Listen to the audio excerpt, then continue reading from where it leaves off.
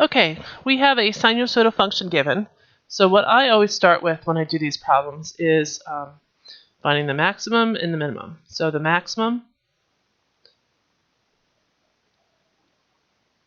this pen is just not working, is equal to 5. The minimum equals 1. So we're going to find A, which is max minus min divided by 2. 4 divided by 2 is equal to 2. B, to find B, you need 2 pi over the period. And this does a full revolution in 2 pi. So the period is 2 pi. So 2 pi divided by 2 pi is going to give you a B value of 1. C, the x value where and here's your D, which is halfway between the max and the min. Let's do that for D first. D is max plus min divided by 2, which is going to be 3. And C is, we know we have a sine function here because that sine function is starting at the central axis, going to the max, central axis to the minimum, and back to the central axis. So I know this is positive sine.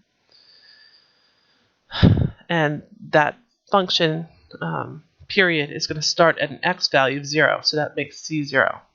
So this function is going to be y equals a, which is 2, times the sine of 1x. There's no minus c, or minus 0, plus 3. And that's that. Question number 31a. Question 32. Again, this problem's not too bad because, again, your maximum is 3. Minimum is negative 3. So A is going to be max minus min divided by 2, which is 6 divided by 2, which is 3. B is 2 pi over the period. And again, this period is going to do one full revolution in 4 radians. So period is 4. So this is going to be 2 pi over 4, which simplifies to give you pi over 2 for B.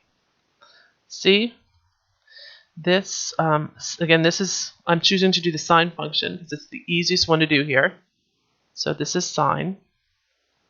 And that sine function begins at the central axis. Again, your central axis is here.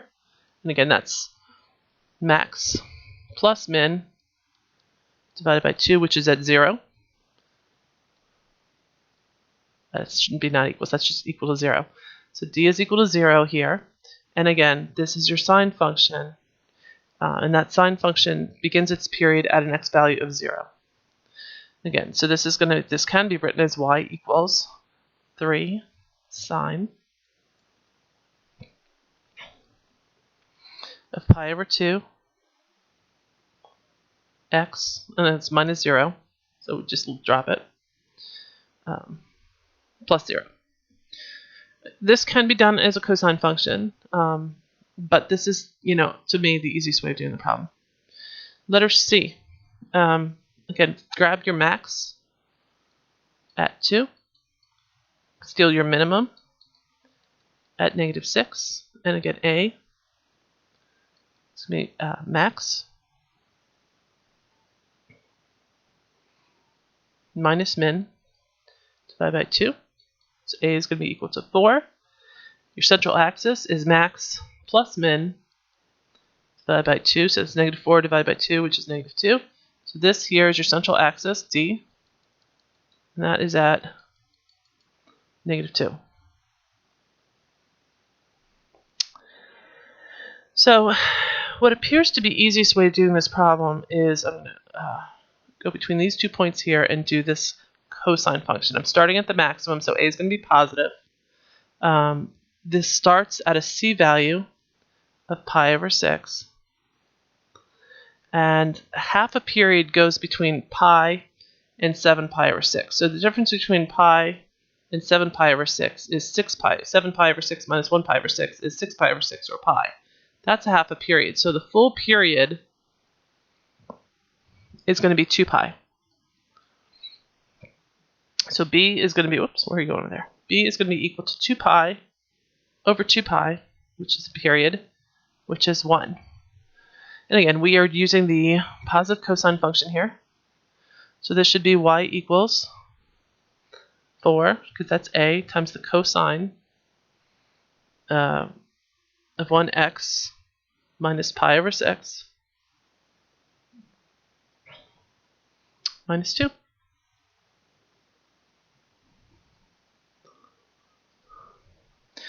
Question 32.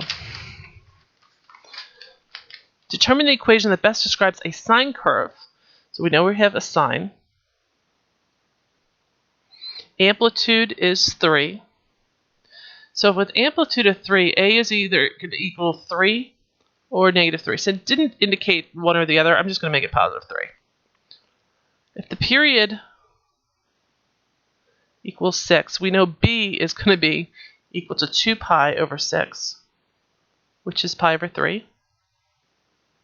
Gives you a phase shift of pi over 2 to the right. So c is going to be equal to positive pi over 2. It doesn't mention a vertical shift, so assume it's 0. So assume d is equal to 0.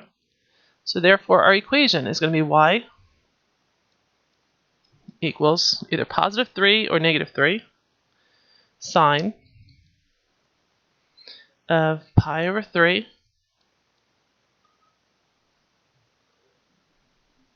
times x minus the phase shift of pi over 2 plus 0. You could leave it like that.